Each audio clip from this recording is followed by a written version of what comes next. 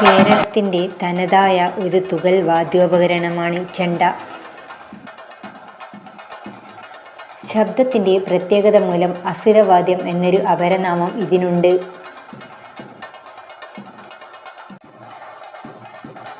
വൃത്താകൃതിയിൽ ചെത്തിമിനുക്കിയ ഒരു തടി കുഴലിൽ നിന്നാണ് ചെണ്ട ഉണ്ടാക്കുക. ചെണ്ടകൊട്ടുകാരൻ്റെ കഴുത്തിൽ ലംബമായി തൂക്കിയിടുന്ന ഈ വാദ്യോപകരണത്തിൻ്റെ രണ്ടറ്റത്തും വ്യത്യസ്തമായ ശബ്ദം പുറപ്പെടുവിക്കുന്ന തരത്തിലാണ് നിർമ്മിച്ചിരിക്കുന്നത്.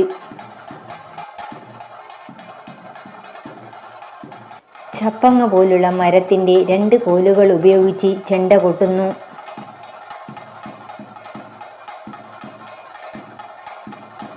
ചെണ്ട എന്നു മുതലാണ് വന്നതെന്നതിനെക്കുറിച്ച് വ്യക്തമായ സൂചനകളില്ല. കേരളീയ വാദ്യകലകളായ ചെണ്ടമേളം, തായമ്പക, കേളി, കഥകളി എന്നിവയിലെ ഏറ്റവും പ്രധാനപ്പെട്ട വാദ്യോപകരണമാണ് ചെണ്ട. കേരളത്തിലെ ഹിന്ദു ക്ഷേത്രങ്ങളിലെ ഉത്സവങ്ങളിലെയും കണ്യാർകളി, തെയ്യം തുടങ്ങിയ നാടൻ കലാരൂപങ്ങളിലെയും ഒഴിച്ചുകൂടാനാവാത്ത ഒരു വാദ്യോപകരണമാണ് ചെണ്ട. ഇടിമുഴക്കത്തിൻ്റെ നാദം മുതൽ നേർത്ത ഒരു ദലമർമ്മരത്തിൻ്റെ ശബ്ദം വരെ ഉണ്ടാക്കാൻ സാധിക്കുന്ന ഒരു അത്ഭുത വാദ്യോപകരണമാണ് ചെണ്ടയെന്ന് ആസ്വാദകർ പറയാറുണ്ട്.